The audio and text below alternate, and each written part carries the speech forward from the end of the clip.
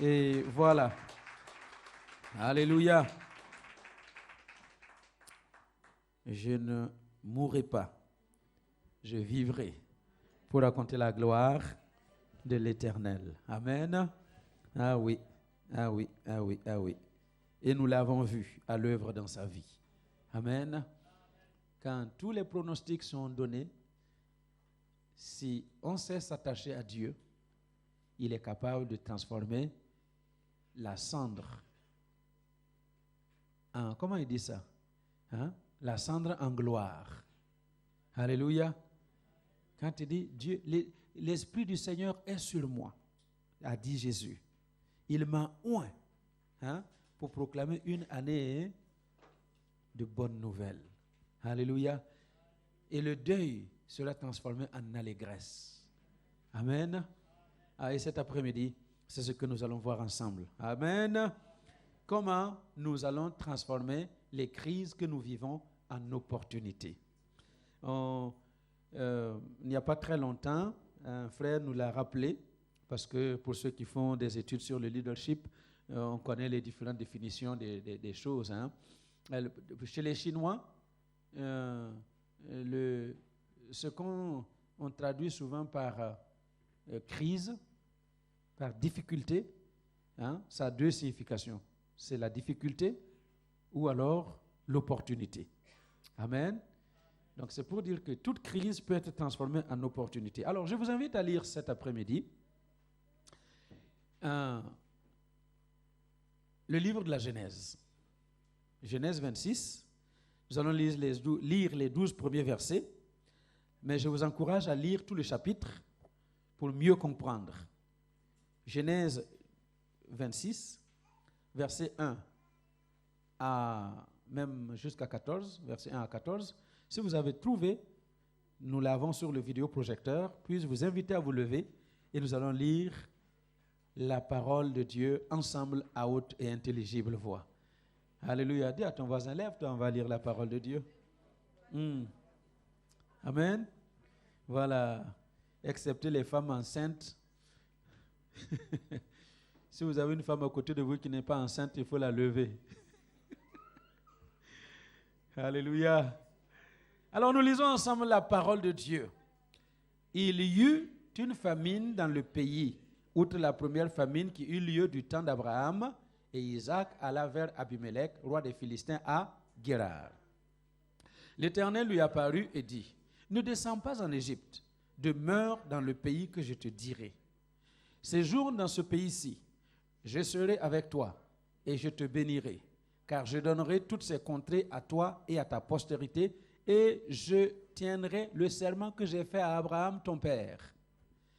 Je multiplierai ta postérité comme les étoiles du ciel, je donnerai à ta postérité toutes ces contrées, et toutes les nations de la terre seront bénies en ta postérité. Parce qu'Abraham a obéi à ma voix, et qu'il a observé mes ordres, mes commandements et mes statuts et mes lois. Et Isaac resta à Guérar. Lorsque les gens du lieu faisaient des questions sur sa femme, il disait, c'est ma sœur, car il craignait en disant ma femme que les gens du lieu ne le tuassent, parce que Rebecca était belle de figure. Comme son séjour se prolongeait, il arriva qu'Abimelech, roi des Philistins, regardant par la fenêtre, vit Isaac qui plaisantait avec Rebecca, sa femme. Abimelech fit appeler Isaac et dit, certainement, c'est ta femme. Comment as-tu pu dire, c'est ma sœur? Isaac lui répondit, j'ai parlé ainsi de peur de mourir à cause d'elle. Et Abimelech dit, qu'est-ce que tu nous as fait? Peu s'en est fallu que quelqu'un du peuple n'ait couché avec ta femme et tu nous aurais rendu coupables. On attend là 2 petites secondes. Hein?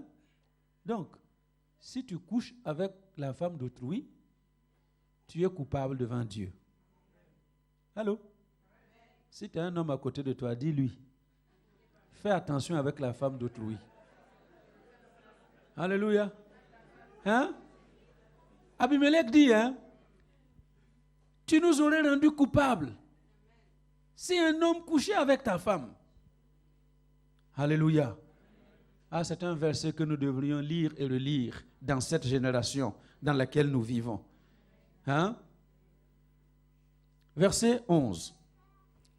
Alors, Abimelech fit une ordonnance pour tout le peuple. Celui qui touchera à cette femme, à cet homme, pardon, ou à sa femme, sera mis à mort. Écoutez-moi bien. Tous ceux qui aiment l'adultère, là, hein?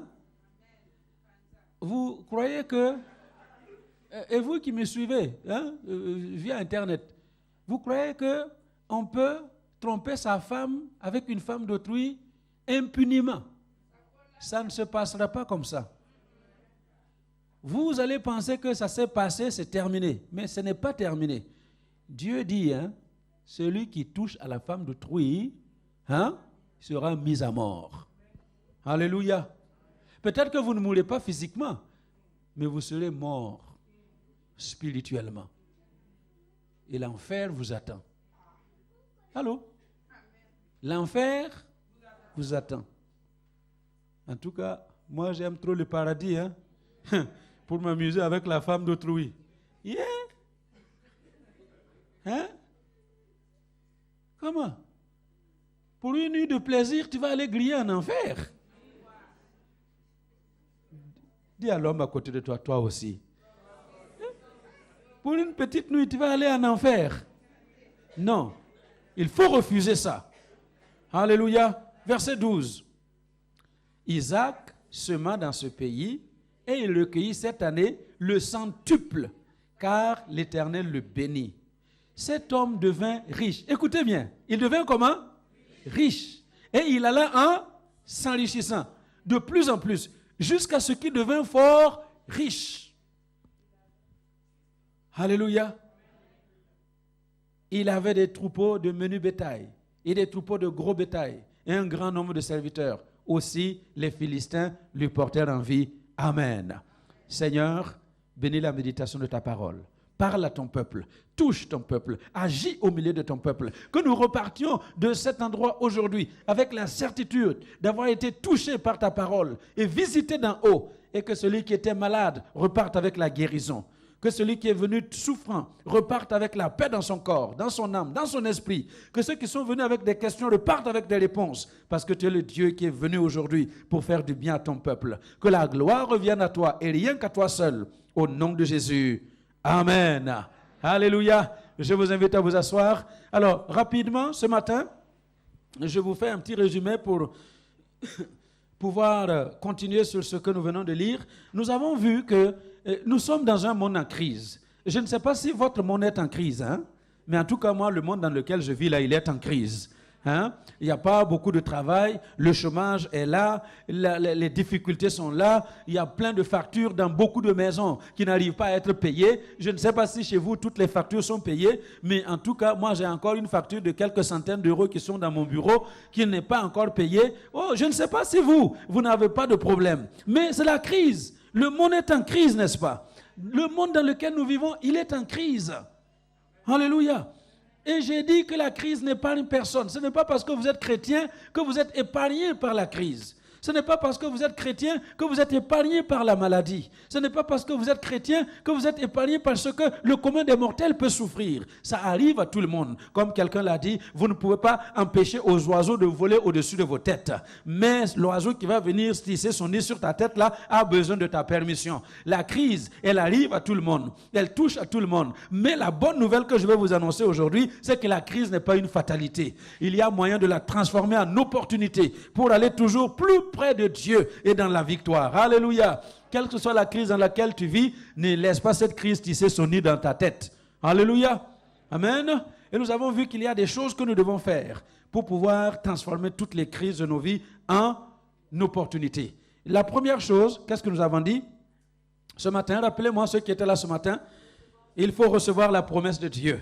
Et c'est ce que Isaac a reçu. Il a entendu la voix de Dieu qui lui a dit, c'est vrai, tu es dans un pays en crise, il y a la famine, il y a la douleur, la souffrance, mais ne quitte pas l'Égypte. Ne pars pas en Égypte. C'est Dieu qui lui a parlé. Ne pars pas en Égypte. Reste à Guérar. Il a entendu la voix de Dieu. C'est pourquoi je disais ce matin, ne bougez jamais de votre position si vous n'avez pas entendu la voix de Dieu. Hein? Dis à ton voisin, ne bouge jamais. Si tu n'as pas entendu la voix de Dieu, Alléluia. À certains, Dieu dira pars. Si Dieu dit pars, il faut partir. À d'autres, il dira reste. Si Dieu dit de rester, il faut rester. Alléluia.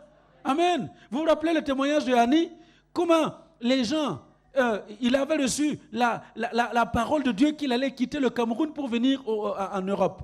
Et qui aurait cru que ce jeune homme-là, dans la situation où il était, il aurait pu venir en Europe? Personne ne le croyait.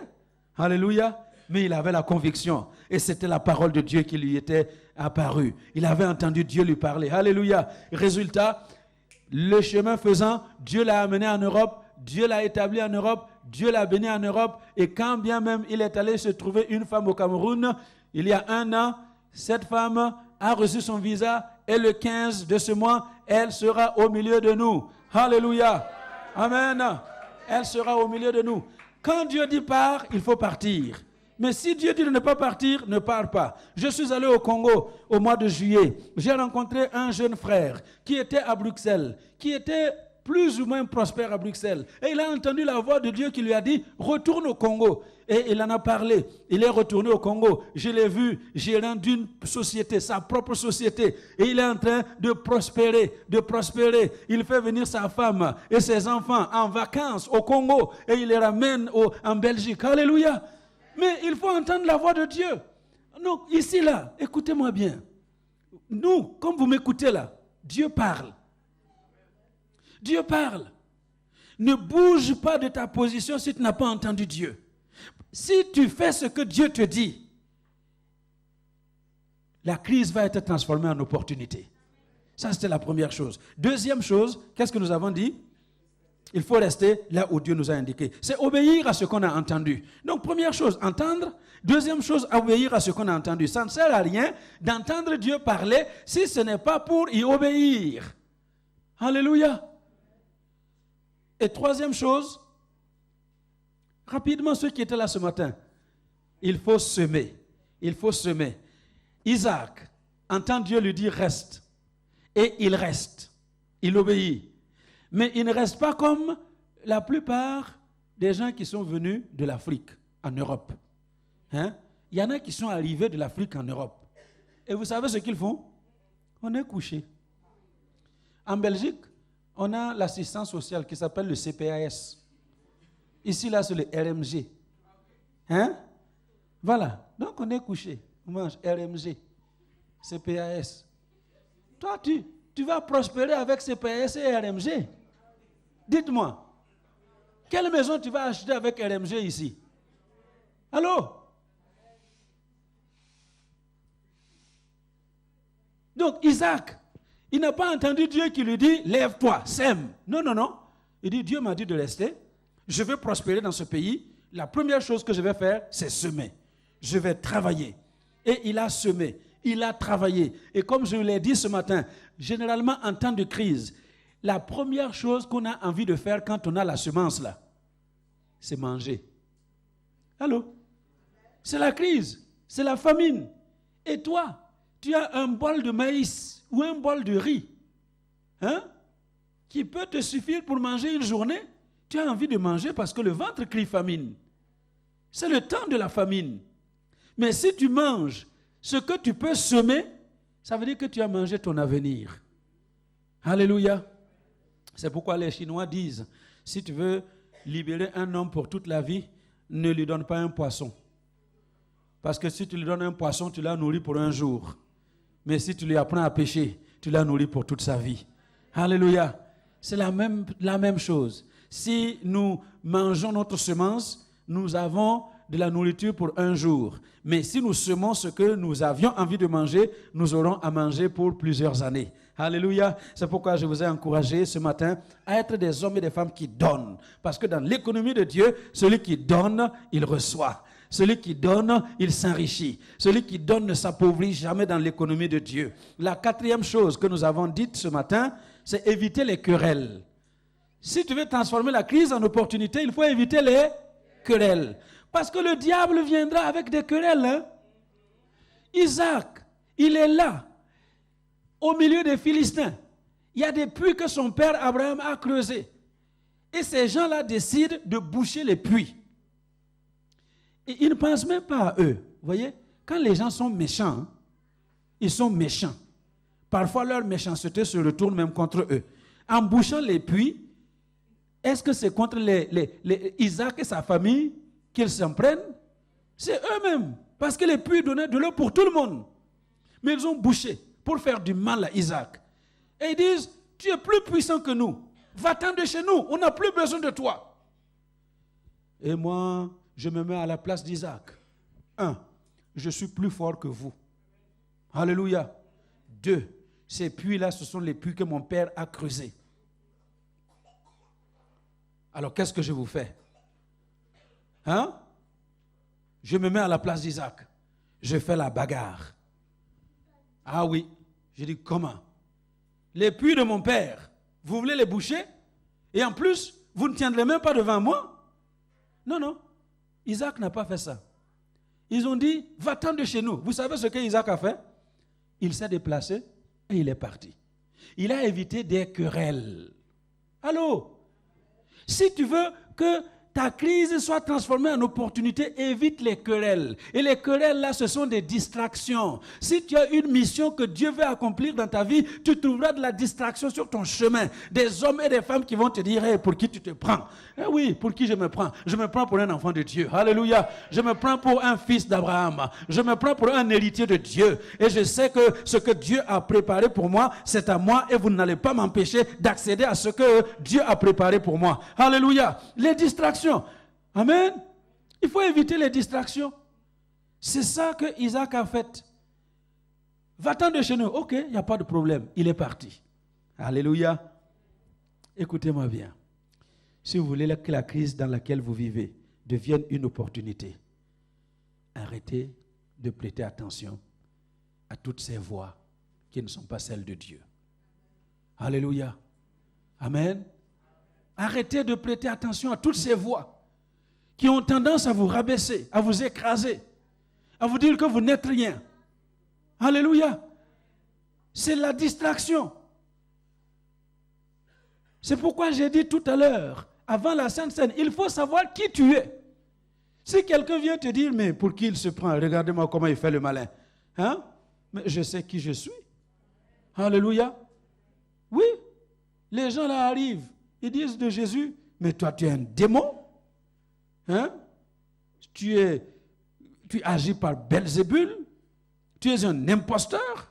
Vous savez ce que Jésus fait? Il le regarde et dit, je suis le chemin.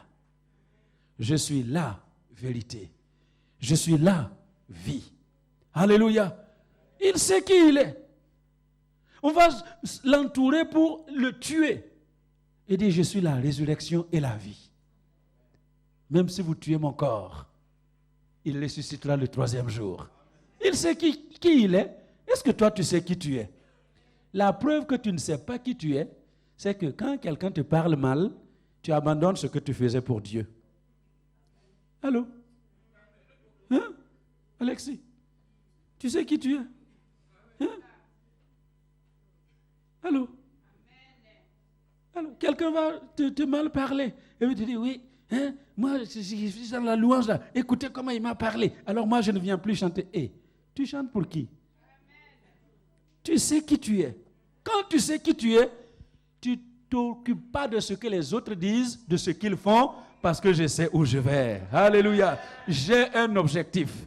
Je poursuis mon objectif. C'est pourquoi Paul dit, je cours vers le but afin d'obtenir le prix de la vocation céleste.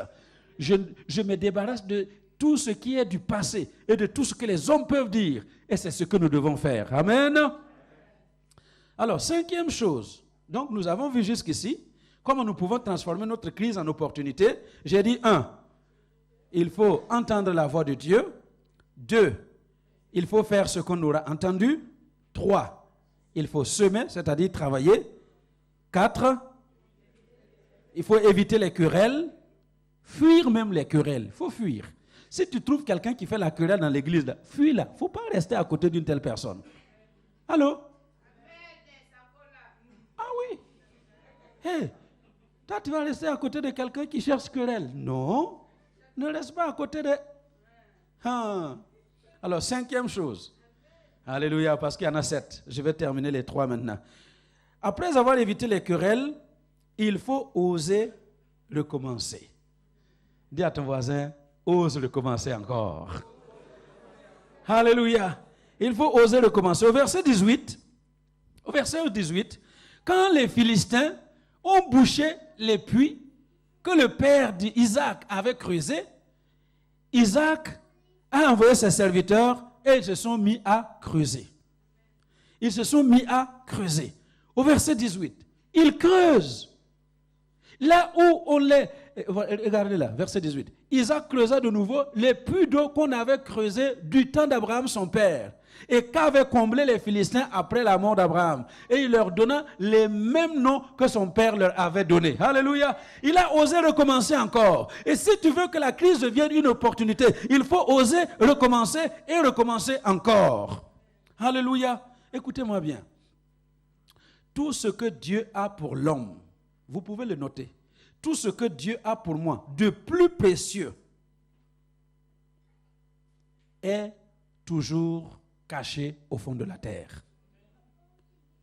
Allô? Toutes les bénédictions les plus précieuses que Dieu a pour nous sur la terre, c'est toujours caché sous la terre. Où vous trouvez l'argent? L'argent, vrai argent là, vous trouvez ça où? Sous la terre. L'or, vous le trouvez où?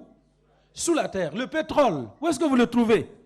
L'uranium, vous trouvez ça où? Le diamant, où est-ce que vous le trouvez? Sur les arbres, hein? Il y a des gens qui pensent que l'argent, on le trouve sur les arbres. Non, l'argent est dans la terre. Parce que ce que Dieu nous donne, c'est sous la terre. Et il faut oser creuser. Il faut travailler. Alléluia. Et c'est pourquoi, quand on bouche, Isaac creuse. Quand on bouche, Isaac creuse. Dis à ton voisin, là où le diable bouche, il faut que tu creuses. Dis-lui, là où le diable bouche, il faut creuser. Si le diable a bouché ton mariage, il faut que tu creuses pour sortir ton mariage. Si le diable a bouché ton travail, il faut que tu creuses pour sortir le travail. Si le diable a bouché tes bébés, miracle, il faut que tu creuses pour que les bébés sortent. Alléluia, alléluia, alléluia. Vous savez, je ne le dirai jamais assez. Quand je suis arrivé ici au Luxembourg et que j'ai vu la situation dans laquelle se trouve le peuple de Dieu, Dieu a commencé à ajouter les hommes et les femmes dans cette église. Et j'ai constaté que les gens qui étaient légalement, normalement mariés, avaient du mal à avoir des enfants. J'ai dit à Dieu, Seigneur, si je suis ton serviteur, si tu m'as envoyé dans ce pays pour ce peuple-là, telle personne qui n'a pas d'enfant, je veux que tu leur donnes des enfants. Et j'aurai la preuve qu'effectivement, je suis ton serviteur, tu m'as envoyé ici, et vous savez quoi? Iris est arrivé. Alléluia. Oriane est arrivé. Alléluia. Liam est arrivé. Amen. Comment? Erin est arrivé. Amen. Alléluia. Ah oui. Parce que c'était les tout premiers pour lesquels j'avais des problèmes. Maman Lily n'avait aucun problème. Hein? Amen. Alléluia. Les bébés là sont arrivés. J'ai dit merci Seigneur. Merci parce que voilà, j'ai cette assurance que tu m'as envoyé pour ce pays. Et puis la première série est passée. Et je vois que ça commence à être un peu plus difficile encore. J'ai dit mais Seigneur, qu'est-ce que c'est que cette histoire? Si tu m'as envoyé ici, si je suis là pour ces uns et ces autres là, il faut que la deuxième série arrive. Amen. Odestel est arrivé. Alléluia. Gabriel est arrivé. Amen. Comment il s'appelle qui va arriver? Hein? On ne connaît pas encore. Hein? Il s'appelle comment? Il s'appelle Louboya. Ouais, c'est là. Monsieur Louboya va arriver. Alléluia. Amen. Et puis les autres aussi arrivent. Est-ce que vous m'entendez? Oui, il faut creuser. Il faut creuser. Vous croyez que ça arrive comme ça? Ça n'arrive pas comme ça. Il faut creuser. Là où le diable essaie de boucher, on creuse. Et quand on creuse, on trouve de l'eau. Alléluia. Ils ont creusé, ils ont trouvé de l'eau. Ça veut dire, creuser, c'est faire des efforts. Dis à ton voisin, tu dois faire des efforts. Il faut faire des efforts. Alléluia. Creuser, c'est faire des efforts. Tu cherches le travail, tu es couché dans ton lit. Le travail va descendre de ton plafond. Non.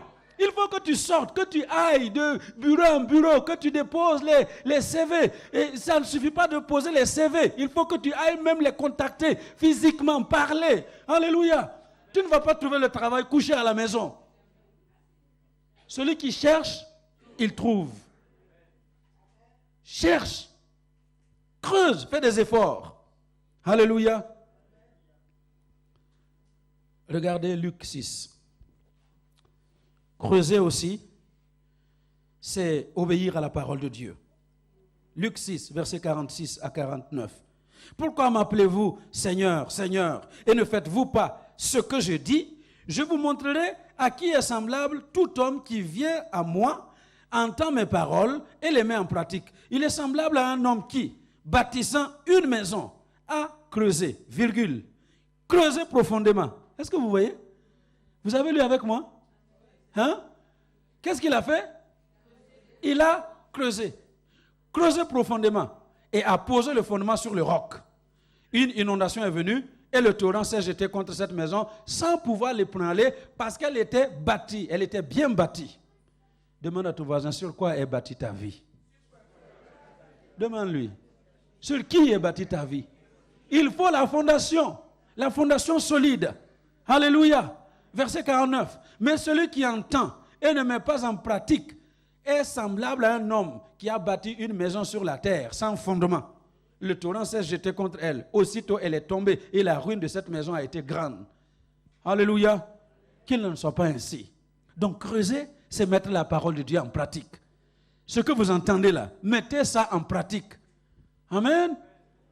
Tout ce que vous entendez dimanche après dimanche, ce n'est pas pour faire de longs discours. Ce n'est pas pour vous montrer qu'on a des talents oratoires. Non. Toute cette parole que vous entendez, c'est pour que nous puissions la mettre en pratique pour qu'elle transforme notre vie. Parce qu'il n'y a rien qui va transformer votre vie si ce n'est la parole de Dieu. Alléluia.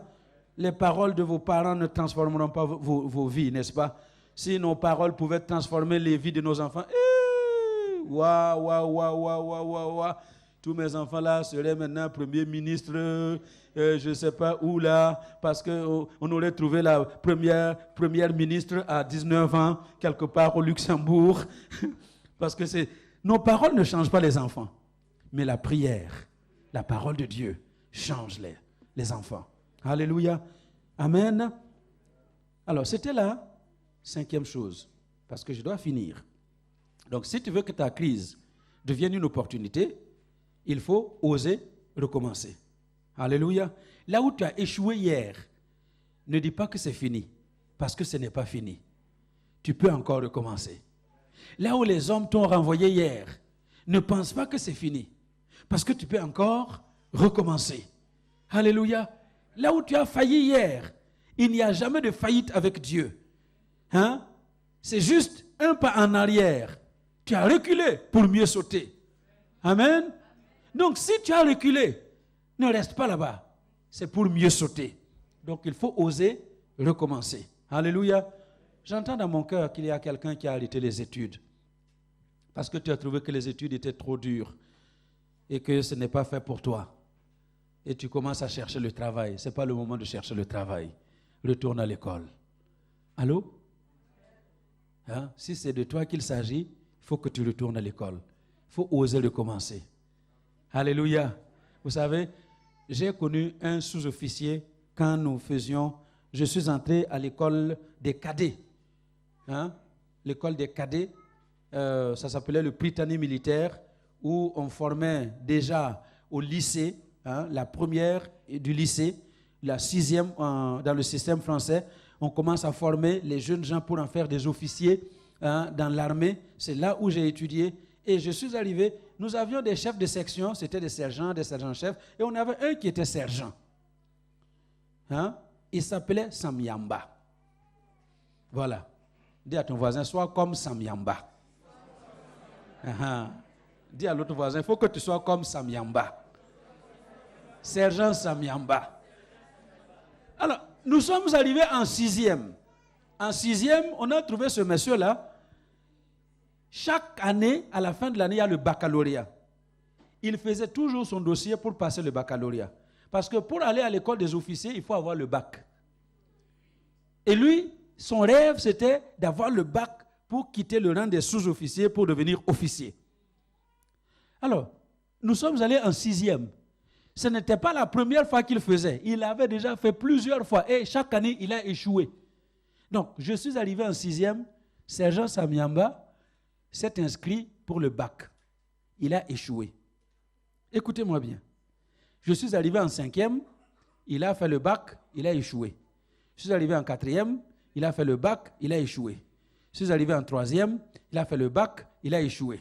Je suis arrivé en seconde, il a fait le bac, il a échoué. Je suis arrivé en première, il a fait le bac, il a échoué. Nous sommes arrivés en terminale, il a fait le bac avec nous. Et il a échoué. Nous sommes partis à l'école d'officier. D'abord 3 ans à l'université et puis ensuite à l'école d'officier. Donc pendant les 3 ans où j'étais à l'université, il a encore échoué. Nous sommes rentrés officiers et vous savez quoi? Un jour, Sergent Samiamba, et puis quelqu'un lui a demandé, quelqu'un a dit, mais toi aussi, arrête quand même de passer le bac, tu vois que ça ne marche pas. Il dit, écoutez, tant qu'il y aurait du papier en haute volta, parce qu'à l'époque, ça s'appelait, il dit, tant qu'il y aurait du papier en haute volta, chaque année, je vais faire le bac. Et vous savez quoi? Il a obtenu le bac. Il est officier, hein? Alléluia. Il faut oser recommencer. Toi, tu as échoué 3-4 fois, tu dis, ah non, c'est fini, moi, je ne vaux rien. Qui t'a dit que tu ne vaux rien? Tu as plus que le cerveau de Einstein dans ta tête. Allô? Tu as le cerveau de Jésus dans ta tête. Si tu t'accordes avec Jésus, tu vas réussir. Alléluia. Oh, moi, je me rappelle quand maman Déborah faisait les études d'infirmière à 40 et quelques ans. 43 ans. Hein? Avec les petits-enfants là de 18, 19 ans. Hein? Et puis, à la réunion de prière, elle est toujours là, Seigneur, donne-moi l'intelligence, donne-moi l'intelligence, donne-moi l'intelligence. Et puis, un jour, il y a une dame qui l'entend toujours prier comme ça, elle dit, hey, écoute, maman Déborah, demande aussi un peu pour moi. Hein? Alléluia. Vous savez quoi? Elle a fini ses 3 années d'infirmière, sans escale, toujours avec distinction. Pourquoi? Il faut s'accorder avec Jésus. Alléluia. Il faut s'accorder avec lui. Persévère. Dis à ton voisin, il faut continuer. Ose recommencer parce que le succès est devant toi. Amen. Alléluia. Sixième chose à faire, si tu veux transformer ta crise en opportunité, il faut persévérer jusqu'à trouver le repos. Tant que tu n'as pas trouvé le repos, ne t'arrête pas. Verset 22. Le verset 22, il est dit que, à un moment donné, les bergers d'Isaac ont creusé, et puis l'eau a jailli. Et quand l'eau a jailli, Isaac a donné à ce puits-là le nom de Rehoboth. Alléluia. Lisez bien le verset avec moi. Il se transporta de là et creusa un autre puits pour lequel on ne cherchait pas querelle et il l'appela Rehoboth car, dit-il, l'Éternel nous a maintenant mis au large et nous prospérerons dans ce pays. Ça veut dire quoi? Il nous a donné du repos. Il nous a donné du repos. Vous voyez, il a creusé. Dans un premier temps, ils ont trouvé de l'eau. Un puits qu'il a appelé Ézek. Et Ézek, ça veut dire contestation. Il a creusé et les Philistins ont contesté. Il n'a pas discuté. Il leur a laissé le puits. Il est allé creuser encore. Il a trouvé un autre puits qu'il a appelé Sitna. Et Sitna, ça veut dire haine, la haine. Les Philistins lui ont montré de la haine, la méchanceté, la colère. Et il a dit, il n'y a pas de problème. Et il est parti ailleurs. Et il a creusé. Et quand il a creusé cette fois-ci, il a trouvé le puits qu'il a appelé Rehoboth.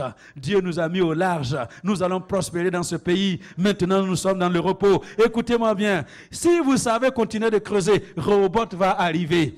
Rehoboth va arriver. Vous avez creusé. Vous avez trouvé Ézek. On vous a contesté. Vous avez trouvé Sitna. On vous a démontré de la haine. Mais Rehoboth, tant que vous n'avez pas arrêté de creuser, un jour ou l'autre, Rehoboth va arriver. Alléluia. Si tu n'arrêtes pas de creuser, tu finiras par arriver. Amen. Si tu n'arrêtes pas, tu vas finir par arriver. Écoutez-moi bien. Si vous décidez aujourd'hui, là, en ce 2 novembre, que vous allez faire le tour du monde, hein, vous savez quoi? Si vous décidez et vous faites juste un pas après l'autre. Vous me suivez? Un pas après l'autre. Et que vous ne vous arrêtez jamais. Vous savez ce qui va se passer? Vous allez faire le tour du monde. Vous savez, on fait le tour du monde juste un pas après l'autre. Sans s'arrêter.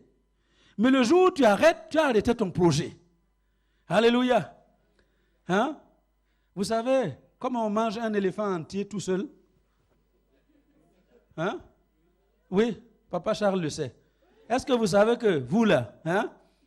Papa Antonio, tu sais que tu peux manger un éléphant entier tout seul. Toi là comme tu es. Il n'est pas gros, mais il peut manger un éléphant entier tout seul. Hein? Vous savez comment on peut le manger tout seul? Oui? Comment petit à petit? Jour après jour. Oui, oui, juste un morceau à la fois. Chaque jour, venez avec votre couteau. Et maman Sakola sait comment on coupe la viande. Venez avec votre couteau, coupez un morceau, vous mangez. Demain, vous revenez avec votre couteau, vous coupez un morceau, vous mangez. Vous savez quoi? Si vous continuez comme ça, un jour, vous allez arriver, et puis le frigo va vous dire, le congélateur va vous dire, mais qu'est-ce que tu m'as donné? Carcasse. Tout l'éléphant est parti. Un morceau après l'autre. C'est pour vous dire, la persévérance, c'est ce qui va vous permettre d'arriver au bout des choses. Il faut que tu persévères. Alléluia. Persévère. Sinon, tu ne verras pas le bout des choses. Hein? Ceux qui s'arrêtent en plein milieu ne verront pas le bout des choses. Ceux qui se fatiguent en plein milieu ne recevront pas la prospérité. Il dit, maintenant nous allons prospérer dans le pays. Alléluia. Combien ont entrepris des choses dans ce pays et ont échoué et ont pensé que tout est fini. Je suis là pour vous dire cet après-midi, ce n'est pas encore fini. Rien n'est fini tant que toi, tu n'as décidé que c'est fini. Le jour où tu décides que c'est fini, alors ce sera fini. Mais si tu dis que ce n'est pas fini, ce n'est pas encore fini. Alléluia. J'aimerais parler à toutes les femmes que les hommes ont quittées parce qu'ils vous ont trouvé, je ne sais pas comment ils vous ont quitté. Écoutez-moi bien, votre vie n'est pas finie. Allô? Votre vie n'est pas finie. Le monde, ce n'est pas un homme. Allô? Hey! Est-ce que le monde, c'est un homme? Non! Il y a 7 milliards d'individus, au milieu desquels il y a 49% d'hommes. Alléluia. S'il y en a un qui te dit, oh, regarde comment tu es, moi je peux... Hey, écoutez-moi bien. Ce n'est pas pour encourager le divorce. Hein? Non, non. Je suis contre le divorce, comme la parole de Dieu. Alléluia. Mais c'est un homme, malgré ce que Dieu dit, décide de vous abandonner parce qu'il veut vous voir souffrir, il ne vous verra pas souffrir. Alléluia. Vous avez un défenseur devant vous qui s'appelle El Shaddai, le Dieu Tout-Puissant. Il est le défenseur des plus défavorisés. Amen. Alléluia. Ah, vous savez, le prochain travail de Tatiana, ce sont les violences que les femmes font à leurs hommes. C'est ça, hein? Parce que d'habitude, on parle des violences faites aux femmes. Hein? Mais vous savez, il y a de ces femmes-là. Mamma mia. Hein? Il y a de ces femmes-là qui font souffrir leurs hommes, qui les tapent. Hein? Il y a des femmes qui tapent leur mari. Il ne peut même pas parler. Il ouvre la bouche. Attention, hein? Oui, oui, oui. Et comme les hommes sont des orgueilleux, et ils n'osent pas aller dire ma femme m'a tapé. Hein? Il ne peut pas aller dire ma femme m'a tapé. Alléluia. Mais si vous êtes homme, et puis, parce que j'ai vu des hommes comme ça, la femme se lève, elle est partie avec son patron. Allô? Hein? Oui. Un jour, le monsieur arrive, il trouve un mot. Je suis parti avec le patron. Je ne t'aime plus. Je n'ai plus de sentiments pour toi. Si la femme t'a fait ça, vous savez, il y a 51% de femmes sur la terre. Encore une fois, ce n'est pas pour encourager le divorce. Mais si une femme vous fait ça, ne vous en faites pas. Vous n'allez pas mourir. Vous vivrez. C'est pourquoi je suis toujours en colère contre les gens qui commencent à être dépressifs, parfois à vouloir se suicider parce que quelqu'un les a quittés. Ah! Comment? La vie là, bonbon comme ça. Parce que quelqu'un t'a quitté, toi tu veux mourir. Dis à ton voisin quand même, toi aussi. Hein? Si Dieu ne t'a pas quitté, tu n'as pas besoin de mourir. Alléluia. Si Jésus ne t'a pas quitté, tu n'as pas besoin de mourir. Alléluia. Donc persévère, persévère, persévère. Et tu vas transformer la crise en opportunité. Je termine avec la 7e chose. Verset 25. Verset 25. Isaac bâtit là un autel en l'honneur de son Dieu. Il bâtit un autel. Vous savez quoi? Parce que quand il a creusé et qu'il a trouvé le puits Rehoboth, le chef des Philistins, le roi des Philistins, est venu avec son chef d'armée pour négocier maintenant avec Isaac. Pour dire non, tu es trop fort. Non, et dis à ton voisin, les mêmes ennemis viendront dire que tu es trop fort. Alléluia. Les mêmes qui se moquent de toi aujourd'hui, ils viendront dire, oh là là, non, tu es trop fort. On ne peut rien contre toi. Il faut signer la paix avec nous. Alléluia. Et alors, Isaac leur a donné une grande fête. Il leur a donné une fête. Et les a laissés partir. Dis à ton voisin, quand les ennemis reviendront, donne-leur une fête. Alléluia.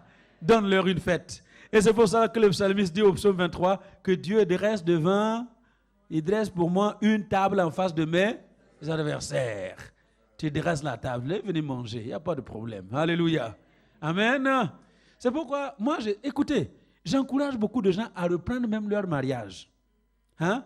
Quand tu te mariais là, tu n'avais rien, les gens se sont moqués, peut-être même que la belle famille a dit non, notre fille ne va pas épouser ce clochard là, qui n'a pas de travail, qui n'a pas de moyens. Et puis aujourd'hui, tu as les moyens. Aujourd'hui, tu as la voiture. Aujourd'hui, tu es bien. Recommence, fais une belle fête. Et puis tu invites toute la famille là. Ils venaient manger. Alléluia. Oui. Il bâtit un hôtel. Il bâtit un hôtel en l'honneur de son Dieu. Écoutez-moi bien. L'hôtel, c'est le lieu de prière personnelle. C'est le lieu où on rencontre Dieu. Alléluia. Et quand il a bâti l'hôtel, le prochain puits qu'ils ont trouvé, ils l'ont appelé Shiba. Et Shiba, ça veut dire serment. Il a signé un serment avec son Dieu. Il a fait un vœu avec son Dieu, une alliance avec son Dieu. Parce que c'est le lieu où il vient rencontrer son Dieu. L'autel, c'est le lieu de sacrifice, où l'on offre des sacrifices à l'Éternel, le Dieu vivant. Amen. L'autel, c'est le lieu de reconnaissance, où on peut venir auprès de Dieu pour lui dire merci. Il faut savoir dire merci à Dieu. Alléluia. Il faut savoir dire merci à Dieu. Si Dieu vous a béni, sachez lui dire merci. Bâtissez-lui un autel. L'autel où vous allez lui parler, où vous allez lui offrir votre offrande. Alléluia. Et savoir dire merci. Il faut arrêter de voir tout ce qui ne va pas dans la vie des uns et des autres. Savoir dire merci. Alléluia. Parce que c'est facile de voir ce qui ne va pas dans la vie des uns et des autres. Amen. Vous savez, souvent, qu'est-ce que nous faisons? On oublie tout ce que Dieu nous a fait. Parfois, quand vous entendez les gens parler, c'est comme si Dieu n'avait rien fait pour eux. Ils sont membres d'une église comme celle-ci, c'est comme s'ils n'avaient rien reçu dans l'église. Allô? Alors que dans l'église, Dieu vous a sauvé, Dieu vous a béni, Dieu vous a donné ci, il vous a donné ça. Et puis un jour, il y a un petit quelque chose qui ne va pas. On oublie tout ce que Dieu a fait et on se concentre sur la seule chose qui n'a pas été. Allô? C'est pareil dans les familles. Hein? Il y a combien de maris qui font tellement d'efforts pour rendre la vie de leur femme agréable? Il y a combien de femmes qui font tellement d'efforts pour rendre la vie de leur mari agréable? Mais arrive un petit toss, une petite difficulté. On oublie tout le bien qui a été fait et on se concentre sur ce qui est mal. Je vous l'ai déjà dit, je le répète. Il a été dit dans des recherches statistiques que dans la plupart des divorces, dans presque 100% des divorces, ça concerne des conjoints qui ont trouvé que dans leur conjoint, il y a 20% de choses qui ne leur conviennent pas. Allô? Donc, il y a 80% de choses qui conviennent et il n'y a que 20% de choses qui ne conviennent pas. Et puis voici cette femme-là qui trouve un monsieur. Et dans ce monsieur, il y a les 20% qu'elle n'a pas avec son mari. Allô? Donc toi, tu vas quitter 80% pour aller te remettre avec un 20%. Quelle misère, quelle galère. Est-ce que vous voyez? Et les gens se trompent comme ça. Dis à ton voisin, arrête de chercher le mal dans l'humanité. Recherche le bien de l'humanité. Arrête de chercher le mal dans ton prochain. Recherche le bien qu'il y a dans ton prochain. Parce que nous tous là, vous tous, vous ici, vous avez beaucoup de mal en vous. Comme moi j'ai du mal. Si tu cherches le mal dans ma vie, tu vas le trouver. Alléluia. Tu n'as même pas besoin d'aller demander à maman Déborah. Si tu cherches, tu vas trouver. Parce qu'il n'y a personne qui est 100% clean. Il n'y a personne qui est 100% sans défaut. Chacun a ses défauts. Alléluia. Mais il faut vous concentrer sur les choses positives. Amen. Si vous êtes marié, regardez le positif de votre mari. Regardez le positif dans la vie de votre femme. Alléluia. Et ne vous concentrez pas sur les petites choses qui ne vont pas. Généralement, ce ne sont que des cerises, des petites histoires de rien du tout qui se transforment en divorce. Allô? J'ai eu mon anniversaire, tu ne m'as même pas donné un gâteau. Allô? Pour un gâteau, tu vas arrêter de parler à ton mari pendant 1 mois. Hein? Oui, il ne m'a même pas fait de cadeaux. Hein? Pour un cadeau, tu vas bouder pendant combien de jours? Allô? Je le répète, bien aimé, la vie, c'est tellement court pour passer notre temps dans des peccadilles, c'est-à-dire des discussions inutiles. Alléluia. Non, c'est tellement court. Même si tu vis 100 ans, là, 100 ans, c'est quoi? C'est rien. Moi, l'année prochaine, je vais avoir 60 ans, donc il ne restera plus que 40. C'est rien. Est-ce que c'est quelque chose? Rien du tout. Est-ce que vous m'entendez? Donc c'est tellement court, ça ne sert à rien de chercher des histoires où il n'y en a pas. Alléluia. Ah, ton riz là n'a pas de sel aujourd'hui. Si ça n'a pas de sel, va chercher le sel, mets le sel et puis tu manges. Allô? Comment? Pourquoi la viande là est dure comme ça aujourd'hui? Hein? Croque bien, tu as des dents d'Africain, croque. Est-ce que tu as besoin de faire des histoires pour ça? Hein? Alléluia. Ah. Ça va, je laisse tomber. Alléluia. Il faut bâtir un hôtel. Dis à ton voisin, bâtis ton hôtel. Bâtis ton hôtel. Ton lieu de prière privé. Ton lieu de sacrifice et ton lieu de reconnaissance. Alléluia. Et si nous faisons ces 7 choses, nous allons transformer notre crise en opportunité. Soyez bénis au nom de Jésus. Amen. Alors, je vous invite à vous lever. Et puis, on va prier les uns pour les autres. Amen. Voilà. Trouvez quelqu'un. Hein? Quelqu'un que vous aimez bien. Hein? Amen. C'est vrai, hein? Parce que la Bible dit, si vous êtes d'accord, mais si tu n'es pas en accord avec quelqu'un, votre prière ne va pas dépasser le plafond. Amen. Donc, si tu as quelqu'un que tu aimes bien, vous serez en accord. Prends quelqu'un que tu aimes bien et demande-lui quelles sont les crises qu'il vit ou qu'elle vit. Et puis vous allez demander à Dieu de transformer cette crise-là en opportunité pour votre partenaire de prière. Alléluia. Maman Andrea, il y a papa. Ah, voilà. Ah, ok. Gaylor. Ah oui, toi tu es là avec Abi. Alléluia. Qui est seul? Est-ce qu'il y a quelqu'un qui est seul? Andrea, viens, moi je t'aime bien. Viens. Ah, ok. Folie, viens.